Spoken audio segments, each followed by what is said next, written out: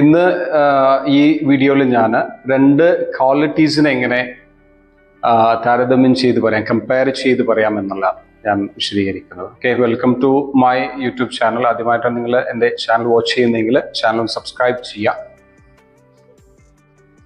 ഇപ്പോൾ ഈ വീഡിയോയിൽ പറയുന്നത് രണ്ട് ക്വാളിറ്റീസിനെ എങ്ങനെ നമുക്ക് കമ്പയർ ചെയ്യാമെന്നുള്ള. That is what is called comparison of adjective. So he is taller than his brother. അവന്റെ ബ്രദറിനെക്കാളും ഉയരമുള്ളവനാണ്, ടോൾ ആണ്. അപ്പോൾ ടോൾ എന്നുള്ളത് എന്തായി, ടോളർ എന്നായി. Then English is easier than Hindi. English ഹിന്ദിയെക്കാളും ഈസിയാണ്. English is easier than Hindi. അപ്പോൾ നമ്മളിവിടെ കമ്പയർ ചെയ്യുന്ന രണ്ട് ഭാഷകളെയാണ്. English is easier than Hindi. English ഹിന്ദിയെക്കാളും ഈസിയാണ്. അപ്പോൾ കമ്പാരിസൺ ഓഫ് അഡ്ജക്റ്റീവ് ആണ് നടക്കുന്നത്. അപ്പോൾ കമ്പാരിസൺ എന്ന് പറയുമ്പോൾ ഈസി എന്തായി, ഈസിയർ ആയി, ടോളർ എന്നായി. അപ്പോൾ അവിടെ ചെറിയ വേർഡുകളാണെങ്കിൽ അഡ്ജക്റ്റീവിന്റെ കൂടെ ER അവിടെ ആഡ് ചെയ്യുന്നു എന്നാണ് കമ്പാരിസണിൽ.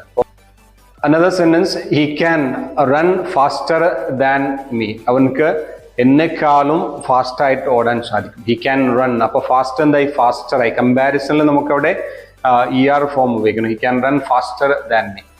Then he can play better than me. അവനക്ക് എന്നെക്കാളും ഉഷാറായിട്ട് കളിക്കാൻ സാധിക്കും. He can play better than me.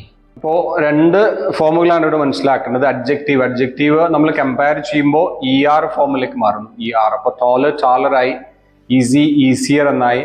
ഇപ്പോൾ ആഡ്വർബ് വരുമ്പോൾ ഇപ്പോൾ വാക്ക് ഫാസ്റ്റ്. അപ്പോൾ വാക്ക് ഫാസ്റ്റർ എന്നാവും. അപ്പോൾ he can walk faster. He can walk faster. അപ്പോൾ can you speak louder? അപ്പോൾ നിനക്ക് കുറച്ചും കൂടെ ഒന്ന് ഉച്ചത്തിൽ സംസാരിക്കാവോ? ദാറ്റ് മീൻസ് മുമ്പ് സംസാരിച്ചതിനേക്കാളും ഉച്ചത്തിൽ എന്നാണ്. അപ്പോൾ can you speak louder? അപ്പോൾ നിനക്ക് അല്പം ഉച്ചത്തിൽ സംസാരിക്കാവോ? അപ്പോൾ ER ആണ് എന്ത് ചെയ്യുന്നത്, അഡ്ജക്റ്റീവ് ആഡ്വർബിന്റെ കൂടെ കമ്പാരിസണിൽ വരുന്നതെന്ന് മനസ്സിലാക്കണം. ഓക്കെ, ആശയം മനസ്സിലാവുമ്പോൾ നമുക്ക് എന്ത് ചെയ്യാൻ സാധിക്കും, രണ്ട് ക്വാളിറ്റീസിനെ കമ്പയർ ചെയ്ത് നമുക്ക് പറയാൻ സാധിക്കും എന്നുള്ളതാണ്. Okay, another example, this room is bigger than that one. അപ്പൊ ബിഗ്, അതിന്റെ കമ്പാരിസൺ വരുന്നത് ബിഗ്ഗർ ആണ്. This room is bigger than that one. അപ്പൊ ഈ റൂം ആ റൂമിനെക്കാളും ബിഗ് ആണ്, വലിയതാണ്. അല്ലെങ്കിൽ വലിയ വേർഡുകളൊക്കെ വരുമ്പോൾ മോർ ആണ് വരിക. അപ്പോ he is more intelligent than his brother. അവന്റെ ബ്രദറിനെക്കാളും ഇന്റലിജന്റ് ആണ്.